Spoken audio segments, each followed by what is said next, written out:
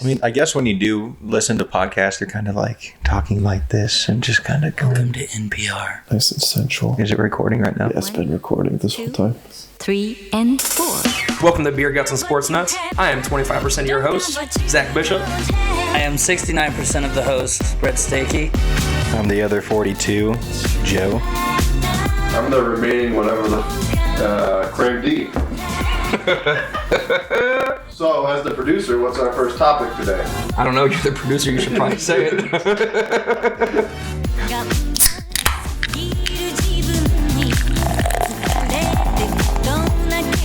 Well, here on Beer Guts and Sports Nuts, we're just going to talk a little bit about sports, a little bit about beer, a little conspiracy theory action, do a little sports gambling.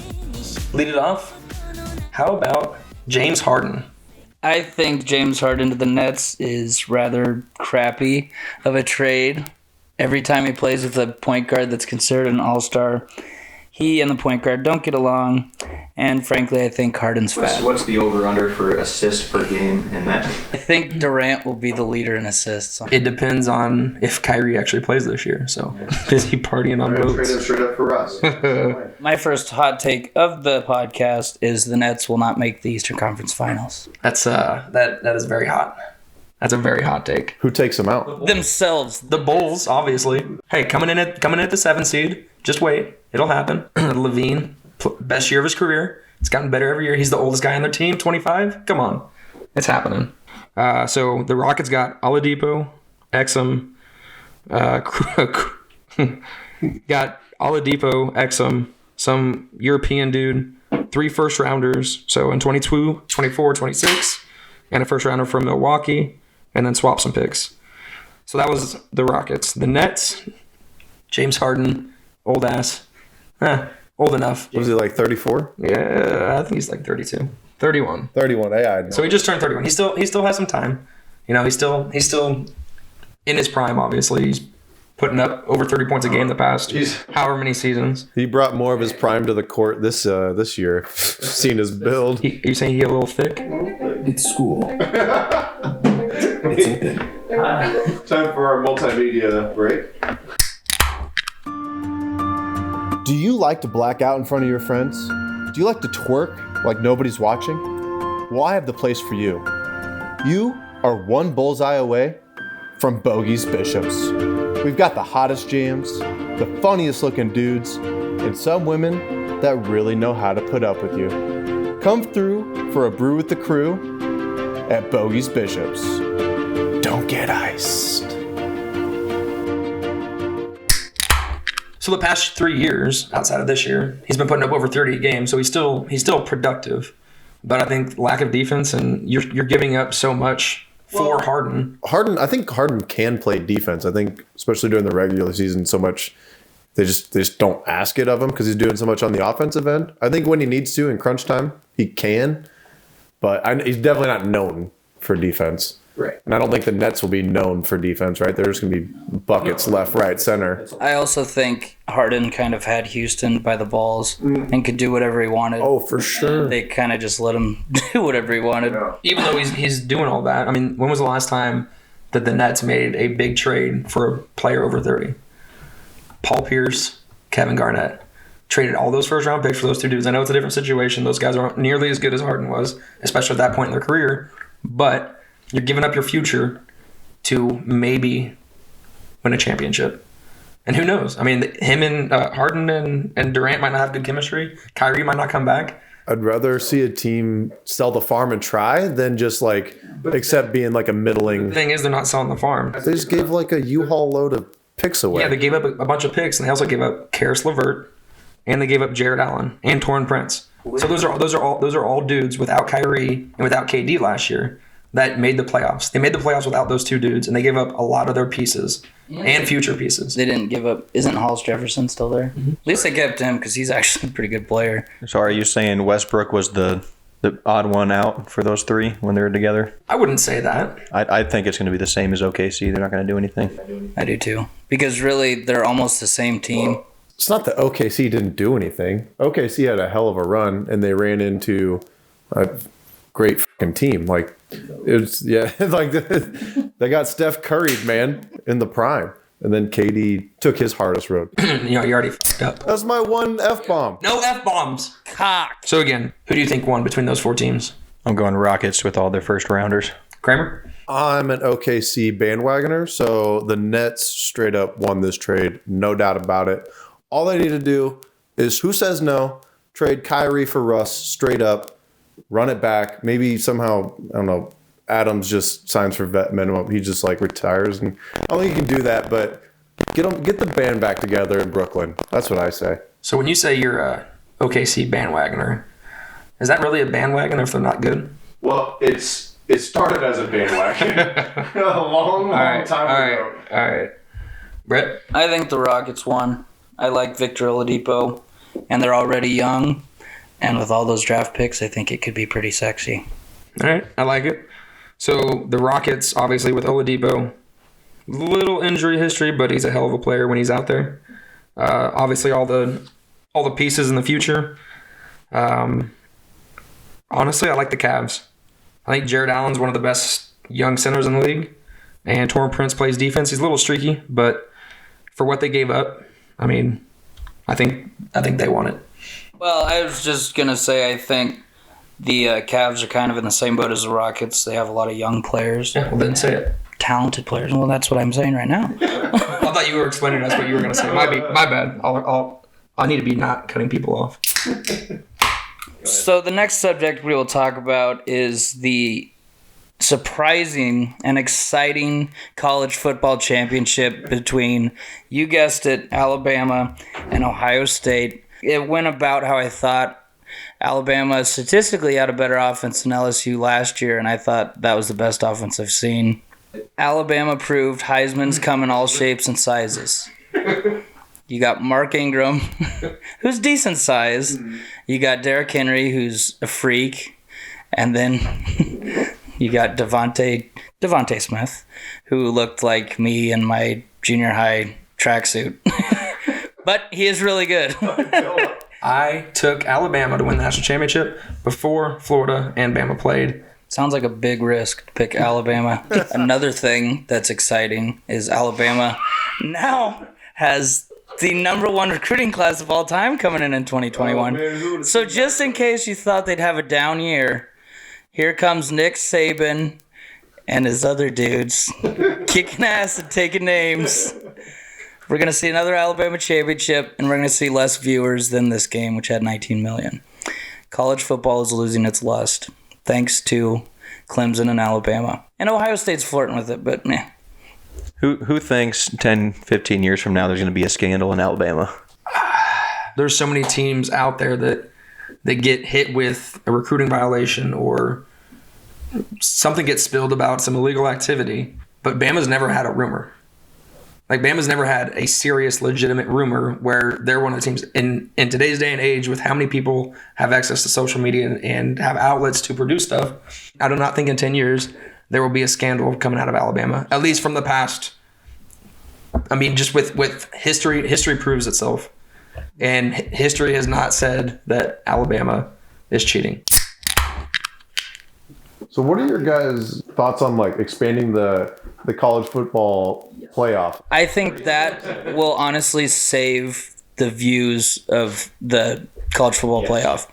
I think take away, you still call them the Fiesta Bowl, kind of what they did for the championship game, but those are all like a playoff game. Like all the BCS games what the games used to be the BCS, like the Fiesta Bowl, the Rose, like give every all those BCS teams or games, give those as playoff games. And even if you need to add a couple, then add a couple. So how many are we putting in it? Just the BCS games? I say I've heard 6. I don't like 6. Go 8. I'm just curious to see what you guys say because I've heard some people say, Power 5 champion gets in no matter what, and then an at large with FCS school, or not even an FCS school, but a non-Power 5 school, and then just 2 teams that can be whoever. This year, you think it should have been the top 5, and then Cincinnati, Coastal Carolina, and BYU? Should all of them gone in? No, not BYU. No. Who was the other undefeated team? It would have been Florida. It would have been Florida or A&M. No, Florida with 3 losses. No. So the top 4 this year were Notre Dame, which was considered SEC or ACC, So Notre Dame, Clemson. So there's your one extra. So Notre Dame and Clemson, Alabama, and Ohio State. So those are the teams that were in. Oregon would have been in. You had Oregon At 3 and 2. or Washington, and then who? Cincinnati for sure should have been in, and they should have beat Georgia. Who won the Big 12, Brett? Oklahoma. So then you have there's 6 teams, and then you're going to talk about an out of the Power 5 automatic going in. That would either be Cincinnati, or that would be Coastal Carolina. This is where you're going to get in trouble every year. So you're going to have Notre Dame, Cincinnati, Coastal Carolina, Iowa State. So now you have 9 teams. So now you're still back in the same predicament. Of who you're going to put in? You're going to put in BYU over Iowa State because Iowa State's a Power 5 team. I'm not going to put any 2 of them because what Iowa State had 2 or 3 losses at that point. Yeah, 3. I don't think any 3-loss team should be in unless everybody has 3 losses. But how are you going to put a 1-loss or how are you going to put a BYU team that didn't play anybody outside of Coastal Carolina, which they lost? How are you going to put a BYU team ahead of a Power 5 team that actually played people? Did you say A&M? No. A&M should be in it. That's fair. I agree. A&M should have been there. So you have A&M, Cincinnati, and Notre Dame. Well, let's make it not 8, but do the 1 and 2 seed as a bye, just like NFL does. So then you're adding 10, or are you doing 6? I'd say 10. So you're gonna do the top 10. Maybe. Top 10. That's not a terrible idea. I've heard 6, but now you're already. But that's the thing is that I don't think the College Football Playoff Committee would expand. I don't think they're gonna make that jump. Yeah, no matter what number, whether it's the 4, the 5 and 6 are going to be pissed. Whether it's 8, the 9 and 10 are. There's always going to be arguments. Sure, absolutely. That's what we can go. Mike Leach. Let's go 60-14 playoff. Speaking of Mike Leach, did you hear he made the Joe Biden's cabinet?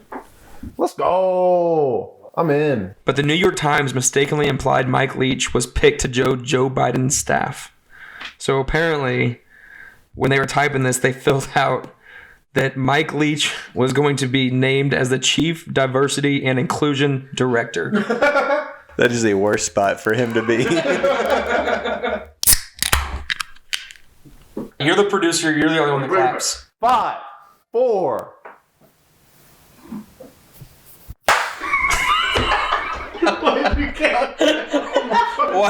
Why did you not say 3 and 2 and then clap? Like no sound. So this weekend we got the divisional round coming up. We got Rams, Packers, and Ravens, Bills on Saturday, and then Browns and Yo Chiefs, and then Bucks and Saints on Sunday. So starting there, Rams, Packers. A-Rod should be fresh. What do you think is going to happen? So I will preface this by saying I don't think I've been a true believer in this Packers team all year. I know they did get the 1 seed. I just, the Minnesota game and where what's his bucket just ran through us like Swiss cheese, and then the Bucks game, really just kind of put a hazy cloud over my interpretation of the whole season, and I'm just kind of like waiting for it to all fall apart in the playoffs again. Especially if you come up against a team that can really run the ball and expose the defense, and if they can run, you keep the ball out of Rodgers' hands, and if Rodgers doesn't have the ball, I don't know how good our odds are. That being said, I do think the Packers get by the Rams. I do think they get by the Rams this week.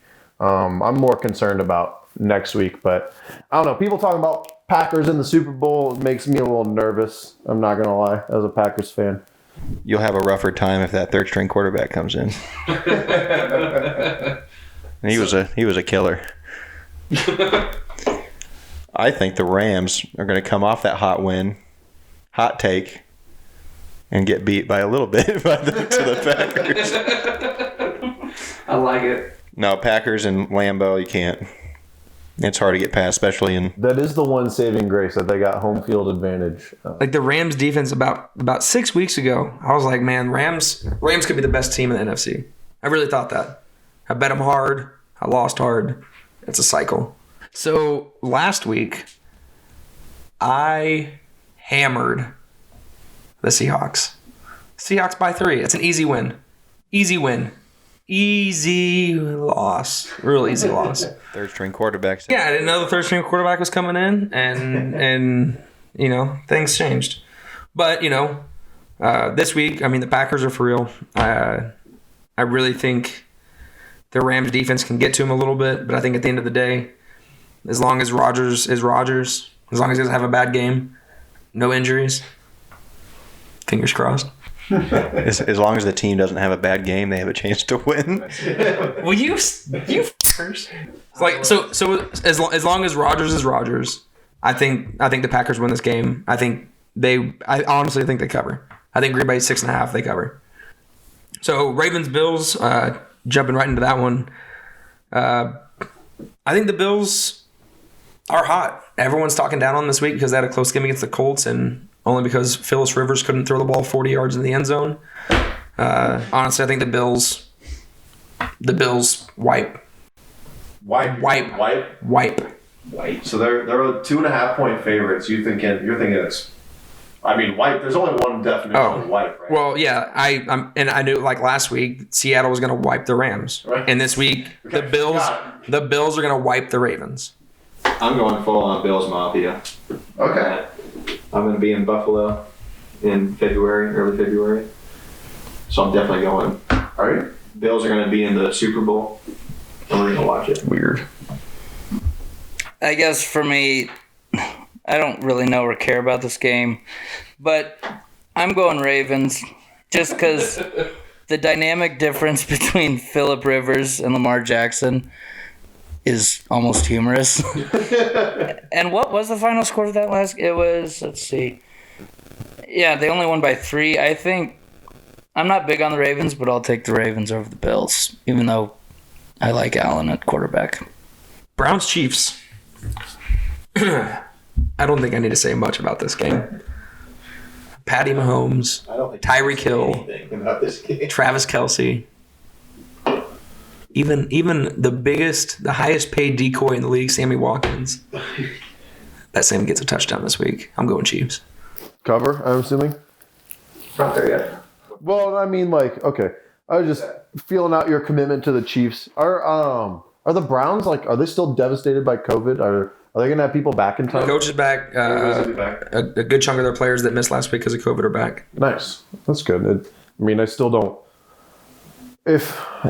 don't believe in the Browns to take down the number 1 team in the AFC, but it'll be good to see him back at full strength, and I think that it was cool to see him beat the Steelers last week too. I think everybody loved it. Yeah. For that game, if Baker wakes up pretty dangerous, I'm going Browns. Send it. Full send. Well, Just because that payout's got to be pretty big. Honestly, I think it all depends on if he's wearing his hat forward or backward. You remember Hey Arnold? So Helga is Cowherd, and Baker is Arnold. Baker has no idea, but Cowherd secretly loves Baker. Yeah. Like that's exactly what it is. This is such an apt analogy given that Bear Saints was just on Nickelodeon. oh yeah. We'll have to talk about that after this because that was great. I'm full send. Well, I'm going to throw my pick in because, frankly, I don't like the Chiefs at all. I did like the Chiefs when I was young and dumb. Old LJ days, they were horrible. Oh, yeah. Trent Green, I think, was a quarterback. But, I mean, a smart person, if I was a gambling man, I would bet on the Chiefs. But I'm going Browns. I think Baker's going to do the impossible and at least take them to the conference championship. We got Bucks Saints on the board. Saints. Well, my analysis is simple. I'm going Bucks just because I don't think you sweep TB12. I almost called him TB3 because it just rolled off the phone. I don't think you sweep Tom Brady 3 times in this season. That's my only analysis in this game. But I'm taking Bucks. And also, I don't know if you know this, but I am kind of a Sue homer and Levante David. So got to rep the set. Bucks by a landslide here. They're just going to embarrass Drew Brees. I think we're kind of on the same page, but mine's different. There's no way you can bet against Tom Brady in the playoffs. That's just. That's not. What is he? Yeah, 6. He's about to beat Nick Saban. Nick Saban of the NFL. You're not wrong. But I don't think they're going to go all the way. But That defense is pretty stout too, honestly. Mm-hmm. All right, so we got 3 beautiful dudes telling me that Tom Brady is gonna come out and beat the Saints. What? Should we make it 4? Just like last time they played, right? Just like last time when they put up 3 points against the Saints defense. Saints defense is killer.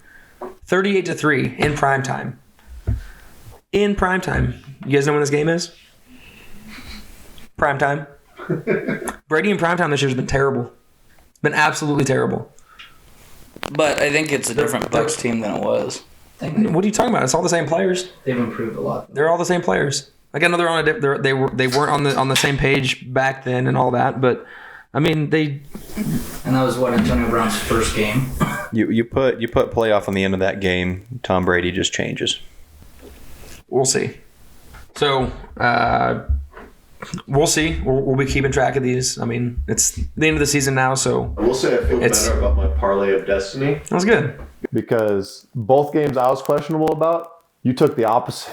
Yeah. Well, good. Good. I'm glad. Can we hear this parlay, or are we? Yeah, I think what I'm leaning towards is. Hold on. Oh.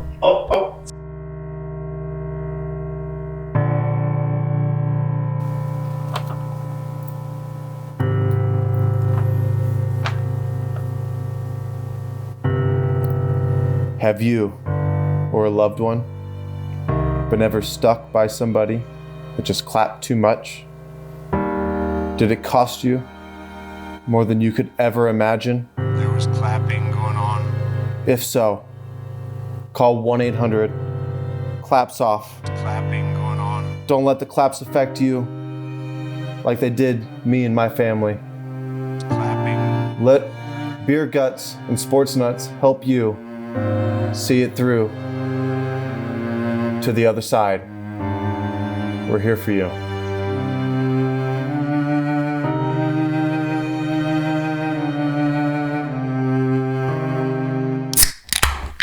Okay, so here's the idea behind it, right? So the system, there's a system at play. You put the parlay. So like I said, I'm not a Packers believer, right? I thought they were a little fraudulent at times in the regular season. So I don't believe this is their year. And I have terrible gambling luck. So the idea is I put in a parlay with all 4 teams. If it hits, it's obviously the year of destiny. So I'm going to double down on every Packers game with all of that money through the Super Bowl if it hits. So, boom. If it doesn't hit, but the Packers win, I'm betting against the Packers every game until they lose, ideally enough to make my original bet back. We'll see. I haven't run the finances yet. I don't want to go broke doing this, but it's this the general idea. And then the problem will be if the Packers. No, it's fine. We'll figure it out. If they go undefeated. Yeah, So what is your parlay of destiny? So parlay of destiny is obviously Packers cover, right? Okay. You got to start strong with the Packers cover. Okay. Like 6.5 points, I think, is what they're favored, which I think is actually might have come down. The Packers cover. Everything else is money line, I believe. I'm gonna take Ravens money line. Take the two close games. I'm taking dogs. I'm taking Ravens and Bucks money line, and then actually everything else. And it's kind of the odds are ish, but I think also just Chiefs money line. Everything else money line. Ravens, Chiefs, Bucks. If it hits, it should go something like 10-1. Maybe not quite that. Maybe like 9-1. I don't know how odds work, but like bet 100, get 900, right? So how much are you betting? I think the idea is 100. I think. Go big or go home. All right. Hang the D on the table, right? Put the D in Crane D. I like it. I like it. And if it hits, you double that down, right? You put that down all on the Packers money line through the Super Bowl, because obviously it's your destiny. So if you win $900, you're putting 900 on the next week. The Packers game. All right. Line against the Bucks or the Saints. All right. So we got Packers minus 6.5. We got Ravens money line. We got Chiefs money line, and we've got Bucks money line. Mm-hmm.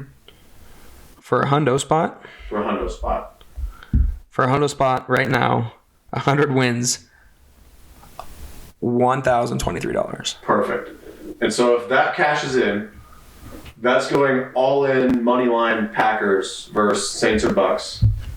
And if that wins, that winning is going all in money line Packers versus, Chiefs, Bills, or Ravens. Or Browns, I guess, technically. Not good. If the Browns are you didn't say that. Yeah. Worst case scenario, Packers don't cover, so I don't win the parlay. And then I bet against them 2 weeks straight. They win the Super Bowl and I lose like $500. But they win the Super Bowl. So if you don't win the parlay, but they cover, what do you do then? I think you got to cut your loss as a gambler, man. I think we cut the loss. You cut your there. losses. I think we cut the loss there. I think the only situation if it's only the Packers that, I think as long as the Packers win and the parlay doesn't hit, I think we bet against them because it's not the year of destiny, obviously. Yeah. It's not the year of destiny. That's right. You can come along on my roller coaster with me. Hey, you know what? I'm in for the ride. Yeah. I'm in for the ride. It probably ends on week 1, Brett. Not only on this podcast will we talk about sports, I'm kind of into the conspiracy theories and weird celebrity news and just frankly stupid stuff. So some exciting news. The CIA is releasing UFO black vault documents. So basically everything you could think of alien related. I don't know much about it, but I'm sure, your mind could take you to certain places. I'm excited to see what kind of crap they've been hiding. I don't think they're going to release everything, but I know, ironically, what is his name from Blink-182? Mark Hoppus. Mark Hoppus has been working, and actually, nope, wrong guy. Tom DeLonge. I know Tom DeLonge from Blink-182 actually has been working with the Pentagon a lot about this UFO stuff, and I think he's ironically one of the masterminds behind getting all this released. So Blink-182 is connected? Yeah. Tom DeLonge really is he has he can go into the Pentagon and the whole 9 yards. He's actually kind of a bigwig with the government. Man, security clearance. Well, he's actually pretty knowledgeable, and he was on Joe Rogan. He talked about it for 2 hours, but he has not full clearance, but a lot of clearance in the Pentagon. But I think he's probably behind a lot of this, them kind of saying, screw it, let's release it. But I don't... What other vaults do you think they have at the CIA? So they're releasing a black vault. They probably got a Clinton vault. Yeah, walking the line. You can walk the line, just don't cross it. No, but I think it will be curious. I think all these conspiracy theories about aliens and stuff, I think they're going to end up being kind of true. And I think... There's a Harvard professor that made headlines recently that we had some meteor thing come within, come within our range recently, and I guess it accelerated on the way out, and nobody's got a good explanation. So he's maybe it's alien life, and then he got heat for it. He's like, listen, this thing isn't following the rules. Nobody's got a good explanation. Why are you hating on me for saying, hey, maybe it's aliens? Well, and I think anybody that thinks we are honestly the only living intelligent beings in the whole universe are stupid. But honestly, I don't care about aliens at all. Another thing I was looking at though today. Don't let them hear you say that. Well, yeah. Another thing I was looking at are giants. Giants are real. They were real. There's crazy stuff, especially around Egypt. There was a sarcophagus. I'm talking about the NBA. What do you mean? Well, or NFL. yeah. But there was a sarcophagus found with an 11-foot man and a 6.5-foot woman, and she didn't play in the WNBA, and it wasn't Lisa Leslie. So I think it's kind of crazy. Some weird stuff happening, and actually kind of close to home in Missouri and Arkansas, there's a bunch of big skeletons and stuff that were found that were 13 feet tall. Bigfoot? No, I don't know. It's kind of crazy. I watched the All Gas No Brakes where they went Sasquatch hunting. Yeah. I think they're onto something. Yeah. You never know. I think a lot of things get a little miscued or skewed nowadays and get a little crazy, but I think giants were real. I'm telling you, giants were real. Dinosaurs are real. And Iowa State's for real. But anyway, enough about the really weird stuff. Now we'll get a little more mature with Kim Kardashian and Kanye West, the power couple of the 21st century. After it turned to 2021, I thought it changed centuries. But they might be done. The power couple might be ending. There was some weird stuff about Kanye that came out that I'm not going to judge. That ended up not being real. So now's the time to slide into Kim K's DMs? Is that what you're saying? And I'm sure she's wide open. She always has been. That's why she's famous. I think Kim and Kanye are done, and my heart's broken because I thought they were really going to make it because they're both such solid, If you ever need a shoulder, Brad, solid people. a shoulder. But Khloe Kardashian, she's the best looking one of them. Is that the one that has a kid with Travis Scott? No, Tristan Thompson and her are kind of still dating. Yeah. She was also the one with Lamar Odom. She's okay. Yeah, and then I really Travis Scott has a kid with one of them. Though. Yeah, I think if you want to be a rapper or a basketball player and actually make it, you have to sleep with a Kardashian or a Jenner. And yeah, I guess that's kind of its own thing. It's an Illuminati thing. Any Jenner? Well, no, not any gender, any Jenner. Well, I was walking the line, kind of trying to walking the line. Another weird story. Azealia Banks, who I think's a singer, maybe a model. I don't know what the hell she does. She's untalented. I guess she came out with a video boiling a cat that was dead. I guess her cat died 3 months ago, and she unburied it, which seems counterproductive. Why not just leave it out, put it on ice or something? And then she boiled it in order to, according to her, she's a witch that's trying to bring the cat back to life. So she's got powers. Yeah, and the cat's name is Lucifer. So there's a lot of stuff that's going on there. We're going to be cursed just by bringing this whole story. Great show, by the way. Yeah, but Lucifer, I have not seen it. I recommend it. They're not sponsored. We'll take it though. Yeah. And one last thing, I guess, which I gotta admit, the first time I heard Old Town Road, I really hated it. And it's now the most. It's certified 14 times platinum, which is the most all time of any song, meaning it's sold 14 million in song units. So that's where we are at. Probably just when Zach playing it on repeat every time he wakes up. No, these are people actually buying the song, not illegally doing it.